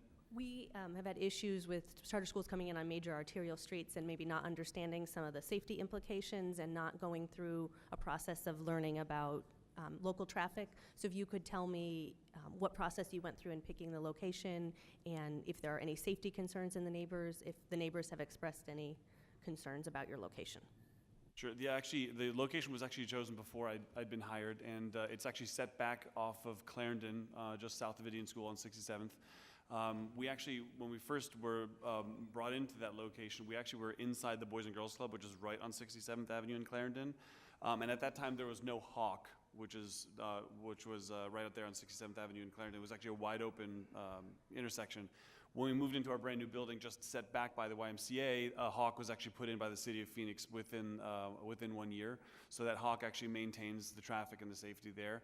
And we actually have full-time paraprofessionals that run the intersections and the crossing sections right on Clarendon, right off 64th Street. So all of those safety concerns have been addressed, and no concerns have been brought up by the parents. And so the city, put in the Hawk to accommodate which users? Actually, the Hawk was put in not specifically because of our school, but simply because of how much more traffic our school created. Thank you. I think we're going to need to have a conversation as a city about how we can make sure, as more and more charter schools seem to coming in, that safety is, we have a process that makes sure students are safe, because it seems that almost every school, these issues do keep arising. So, thank you. Thank you very much, Councilwoman. Councilman Gates? Yeah, thank you, Mayor. I just wanted to sort of reiterate and emphasize what Councilwoman Gallego just raised. This is a real issue. You know, I've been supportive and very pleased about the charter schools that we've had come into District 3, but we've had significant traffic issues that we continue to deal with. And I would just encourage you to keep an open mind and, you know, since we have this audience with you, to really work with the neighbors. And it's very important that as we have school choice expanding, that, you know, our new schools are good neighbors with the folks that have frankly lived in these neighborhoods for many years. So thank you, Councilwoman Gallego, for raising that. And I agree, it's something we need to continue to be focused on as a city council as we move forward. Thank you very much. Mayor. And what I hear from the Councilwoman, I want to make sure it's clear, is that the suggestion that as schools in particular are being recommended for funding by IDA, that process, the decision about whether to support financing for the school, not be divorced from our other departments, streets department and other, including Save This Route to School and other programs. I don't know, do we have a marriage at this point where the school that would propose to receive IDA funding has an opportunity to meet with our professional city staff and the other departments to make sure that we're not, by supporting IDA and their recommendations, we're not doing harm to our other city goals? I don't know if there's currently a process. I'm hearing that's what the Councilwoman is recommending. There is not a process. Councilwoman Pastor, please. From what I understand, there is not a process. And so what I'm hearing as us as colleagues need to come together and create a process or have a step forward with these as new schools are coming into the neighborhoods. So without, we can ask further questions about this particular school today, but I would ask that through the Councilwoman Subcommittee, the Education Subcommittee, is that maybe we develop a policy about how IDA recommendations for educational facilities, particularly charter schools, any process that they should go through in order to make sure that we're not hurting our other goals of the city in terms of neighborhood support, traffic concerns, et cetera, that there be not a long process, but at least a small process to go through so that there's not inconsistency there. Councilman Valenzuela. Yeah, I was just going to suggest what you just mentioned, Mayor, and I appreciate that. I'm honored to sit on the Education Subcommittee that's led by Councilwoman Pastor, and perhaps this is obviously a policy discussion that we should have in subcommittee or perhaps in a policy session, but in this case, I do support it. I think, Mr. Best, you've done a great job with the kids in the area and the families. You've done a great job of continuing your efforts to connect with the families. You don't have school buses at this school. Most of these kids, almost all of these kids are from the neighborhoods that are surrounding your school, and you're doing some great work out there. So for that, I appreciate what you're doing. I am in support of this, and I'm also in support of the broader discussion that really should be had in the Education Subcommittee or a policy session. Thank you very much. And I don't think anyone's questioning that we would take action today based on it. It's a question moving forward today. Councilman DeCiccio, go ahead. Thank you, Mayor. Well, I'm glad we're talking about traffic because the two schools in my district that had the most significant concerns were public schools. They're run by the education establishment. Every school is going to have traffic issues in there. So whatever rules you're going to impose on the small charter schools, the private charter schools, you ought to be looking at all schools together when it comes to traffic flow. We had part of the Madison School District. It was just hundreds of people were turning out. They were concerned about the traffic flow there. Same thing occurs. It's not exclusive to the private schools at all. It's across the board because whenever you have a flow of children, which all of us who have kids, we know they're all there at one time or one set of time, and then they all leave at one time. And then that's when the traffic problems occur in any area, whether it's on a major street or not. The fact of the matter is these charter schools, these private charter schools, have been a fantastic investment for the city of Phoenix. I believe we put in over $300 million, or close to that. I don't have the numbers in front of me, but pretty close to that. I think more than any other city in the country, probably even more than any other state in the country that has had this kind of investment, and the fact that they've been a good investment in financial terms to the city, but it's also a true investment in parental choice. That is where the city of Phoenix has been leading. We've led on parental choice, that it gives parents, it gives options to everybody, where they're able to pick and choose the school of their choice that's best for their children. And that is what this is about. That's what this debate is about. Whether or not myself and others are allowed to make the choice of where we want to take our children and to have those options, to have those alternatives, and to be able to bring in those good schools across the board. Not all charter schools are good, and neither are all public schools. But the competition is what brings in the level of quality that parents deserve to have for their children. What I like to see, though, and what I'm glad what's happening here with Pioneer, is that this is a small school. In the past, we've seen Basis and we've seen Great Hearts and other large organizations who I think are fantastic. I'm very close to their boards, get the money. But at the same time, it's nice to see the smaller schools be able to compete and get the dollars in there. So I want to give a lot of credit to the IDA for picking these smaller schools and also see what other quality types of schools that are out there to be able for them to fund.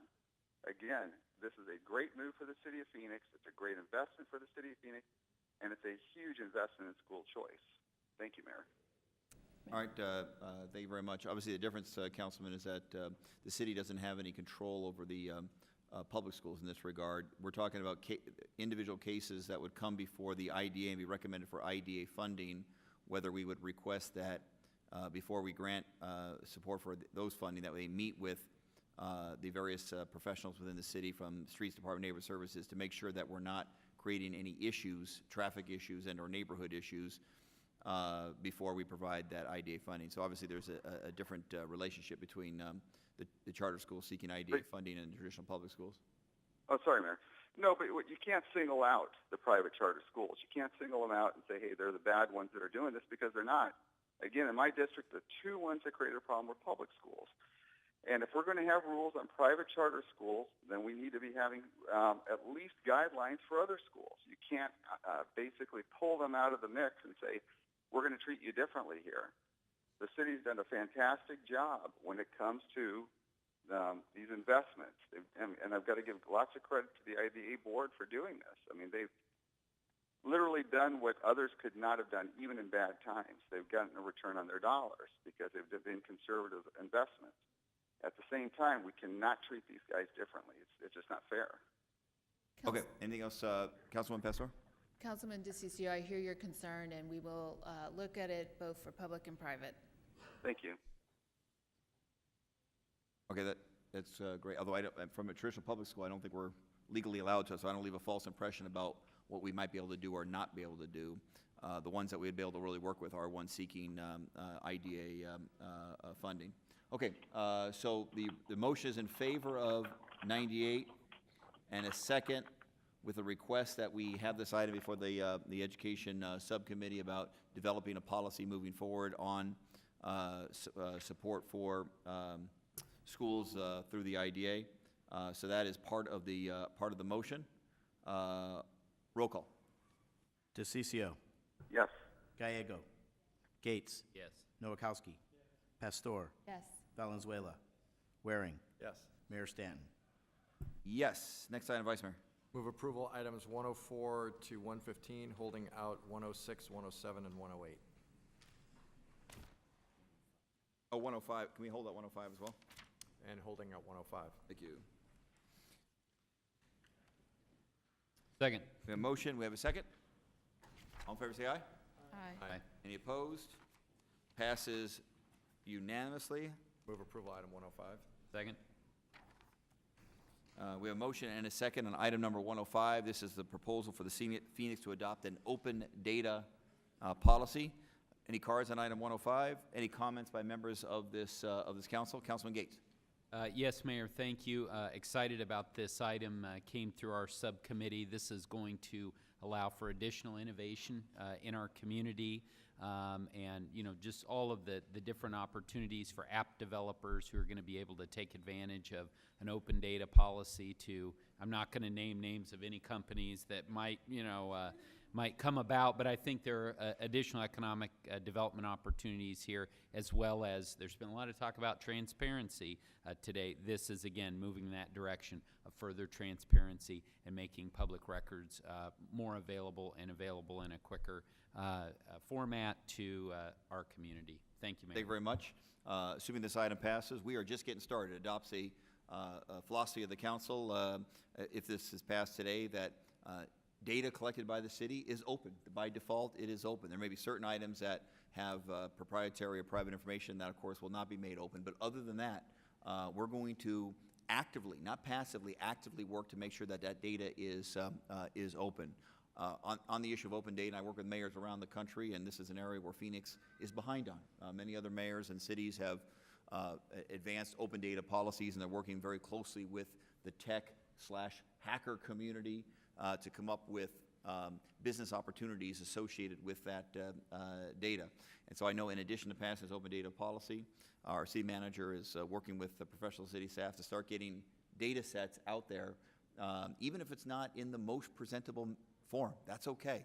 Get it out there as quickly as possible and let people that might be able to take advantage of that information. When I say take advantage, bring to us ideas about what we can do with that information, or in fact, create business opportunities for themselves. But the whole idea is when government collects data, it's public and should be accessible to the public and even potentially profitable to the public, and that is a great thing. And so Phoenix is taking an important first step with adoption of this open data policy, but great things are yet to come in terms of providing this information to the public, and we will be doing a hackathon, innovation-a-thon, whatever we'll call it, in the not-too-distant future, where we present the data sets and let the tech community have at it. Any other comments by members of this council? All in favor say aye. Aye. Aye. Any opposed? Passes unanimously. Item number 106, can I get a motion on the public art project plan? Move approval for item 106. We have a motion on 106. Do we have a second? Any comments on item number 106? All in favor say aye. Aye. Any opposed? No. It passes on a 7-1 vote. Item number 107 and 108. Like to declare a potential conflict? 107 and 108, we have a motion. Do we have a second? We have a motion and a second. Councilman Gallego has a potential conflict, will not be participating on these items. All in favor, say aye. Aye. Any opposed? Passes on a 7-0 vote. Are there any further items on our regular agenda? Yep, we do. 116. 116 on planning and zoning. So now we'll move to the planning and zoning agenda. On the planning and zoning agenda, we have one item, which is a proposed rezoning of 44th Street and Palm Lane in District 8. Councilman, do you want a staff presentation on the proposal, or you just want to go right to cards, or you want to put a motion on the table, whatever you want to do? I'd like to make a motion to deny as filed and approve R2 per the memo from Alan Stevenson dated July 2nd and adopt the related ordinance. Do we have a second on that motion? Second. We have a motion and a second. I have a few cards on item number, oh, we need a public hearing, I'm sorry.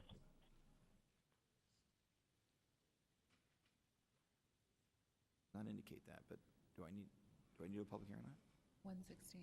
I do not have that on my 116. Yeah. I don't on mine. It is a public. Okay, well, we're gonna, on item number 116, we have to do it in the form of a public hearing. So noting the councilwoman's recommended motion, we're now gonna open the public hearing and take testimony on that recommendation. Douglas Whitney Bell, you're in favor of the proposal. Do you wish to provide testimony? You don't have to. You're in favor. Do you want to provide testimony, or you just want to support? If you'd like to, you may, up to 2 minutes, either come to the table or over to the side. Thank you very much.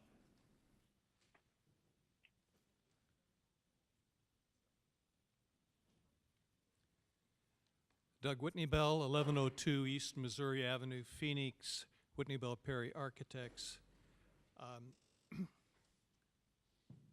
So this project has gone through the process of review with the various stages, and we're very happy to say that it has staff recommendation of approval, the East Camelback Village recommendation of approval, and the Planning Commission recommendation of approval. At this point, there have been several adjustments to it. We have worked with the neighbors extensively, had 2 neighborhood meetings, 3 mailings, phone calls, contacts, and so on. It is, in the form that it's in right now, 63 townhouse units. They're good size. They're about 1,650 square feet to 1,720. Each one has a 2-car garage. It's a really very nice residential development. We've had a traffic study done. The traffic engineer is present if you have any questions on that. I'd say that there is one neighborhood concern of safety for children walking along Palm Lane. They go down to the intersection of 44th Street and Palm Lane, and they cross over to the east to the school over there. And we have done some things to address that. We're going to remove the existing sidewalk on the south side of Palm Lane and set it back with a landscape strip separating the sidewalk from the street. And we're also going to request a 300-foot distance of no parking from the intersection of 44th Street and Palm Lane. If you have any questions, I'll be happy to answer them. Thank you. Thank you very much, Mr. Whitney Bell. Any questions for Mr. Whitney Bell on the proposal? So you are supporting the councilwoman's motion? Thank you. Next speaker will be, not wishing to speak, but in favor, Stacy Henke, representing Rancho Ventura. Thank you for coming. Thank you for being patient throughout the meeting. And Mayor, the neighborhood did provide a letter of support for the project, so Rancho Ventura? we will put that in the record. Thank you for the letter. Doreen Gahn, did you wish to provide testimony on this item? Yes, please come forward. You're opposed to the, are you opposed to the recommendation from the councilwoman? No, Okay. not from Stacy. Okay. Good to see you. Thank you. My concern is, and it's been from day one with Quick Trip, it's Griffith School. It holds 800 students. And regardless of what they're telling me or saying in studies done, it's not done when the school was there. I mean, when the children were in school. I have a letter from the superintendent, and I can forward that letter to you guys. And I also spoke to Don Cross, so about the safety again of the children, because one fatality, and you're all parents, is too much for any of us. So Mr. Cross suggested that, you know, that the city would approve a ladder for the crossing for the children. But I'm asking the developer in good standing, and they acquired the property a year ago, so they knew that Griffith School was there, no questions about it. And the other, Stacey's talking about an issue. She's never been involved with the school or the neighborhood, so I want to make that clear. The other thing is we would like flashing lights to be put there again by the developer, because again, there's children walking to school and they don't have the support of two parents. They're our future, and we have to take care of them. And we have to make sure that there's safety there. Down the street at Arcadia Cove, there's 436 apartments. I've gone to them. And the other stipulation I would like to see to make sure that developer, in 1996, these apartments were supposed to be R2. It was approved by the City Council. They ended up being R3. So I want to make sure all loopholes are tied up today, because again, I do not trust the developer. If he's going to build R2, go ahead and build R2, but we want to make sure nothing else comes in. And again, the safety of the children is very important to the neighbors. Thank you so much. Thank you, Thank you for Mr. taking time to Stanton. come down and your patience through a Thank long you. meeting. Councilwoman has made a motion, which includes some changes. Staff recommendation. Could you read the motion one more time? I apologize. Motion to deny is filed and approve R2 per the memo from Alan Stevenson dated July 2nd, 2014, and adopt the related ordinance. So this would make an additional, create a transit pad, which deals with some of the concerns for people using public safety public transit in the area that we received from the residents. Do we motion? Well, we had a motion. I just want to reread so we better understood in light of the testimony. Okay. Any additional comments by members of this council? Councilwoman? I have additional comments. Alan, is regarding the safety of the children, is there a hawk near there, or she was talking about the flashing lights? Is it regarding the hawk, or is it just putting flashing lights when they're crossing? Mayor, Councilwoman Pastor, there is a traffic light at 44th Street and Palm Lane, and the kids are walking from the west side of Palm Lane to the school on the east side. So they're able to use the traffic light. I think she's just concerned about some additional safety measures to make it safe to walk across 44th Street. So it is possible to add additional measures to that, of safety measures? We'd have to talk to the Street Transportation Department and get them to weigh in on that. I don't know that there's any concerns directly related to it.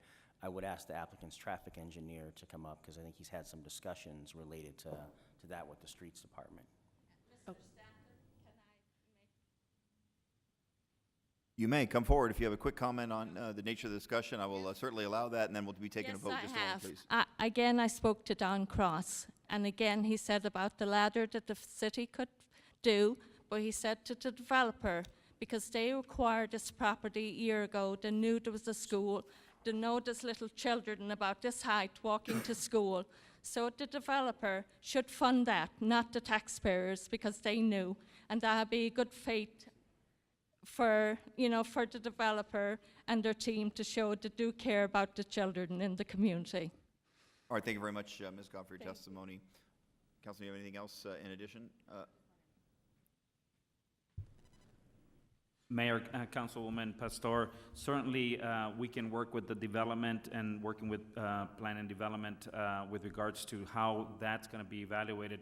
Right now, we don't see any concerns at this point, but certainly we can work with our school safety coordinator and working with the school and doing proper training for their folks that are going to be coming to the school. So that what we could offer up and make sure that we're working with the community there in the school. Okay, because just me as a educator, and 44th Street as busy as it is, and I believe the school's right on the west side as you try to go off onto the freeway. Am I getting this correctly? The school's just north of McDowell, so it's Okay. about a quarter mile north of McDowell. Okay, so I'm aware of the school and that environment and the crossing of those students. So my concern is the safety of the children, and if Councilwoman Gallego would attain the fact that the development community and our streets, or transportation and traffic, or streets and planning come together of making sure that the safety of the children is there, is that can we do that? That Well, I sound, and we did, we looked at maybe 6 different configurations of the traffic patterns around this, and staff's recommendation was that this Okay, current got was the safest, in part because there is a full light at Palm. There was, we did look at, the Coronado is the street to the south, and it could have had an exit as well, and staff felt strongly that this configuration was safer, especially for students. So, and maybe I should not be a traffic engineer if you want to add to that. You're correct. Okay, so I just wanted to know, only because I received letters in the office and wanted to make sure that this was cleared up. Okay. All right, thank you very much. So we have a motion. We have a second. Assuming the vote, we have to close the public hearing, I guess. So before we do that, we have to officially close the public hearing. So we already gave the motion. We don't have to give it again, do we? Okay. And I just want to say thank you for your good work to the Councilwoman. Having been around a while, this parcel has been the subject of a lot of hot activity and referendums, et cetera. And, may not make 100% everyone happy. This is a pretty good ending to a situation that could have been a lot worse if other things had gone there years ago. So I want to congratulate everyone involved. And thank Roll you, call. Oh, please, thank go you ahead. to staff, the applicant, and the neighborhoods, because there was a lot of work on this to get where we are today. So thank you. Roll call. DeCiccio. Yes. Gallego. Yes. Gates. Yes. Noakowski. Yes. Pastor. Valenzuela. Waring. Mayor Stanton. Yes. There be no further business before this city council. This meeting is. Yeah, come No, on. adjourn. Let's go. Thank you.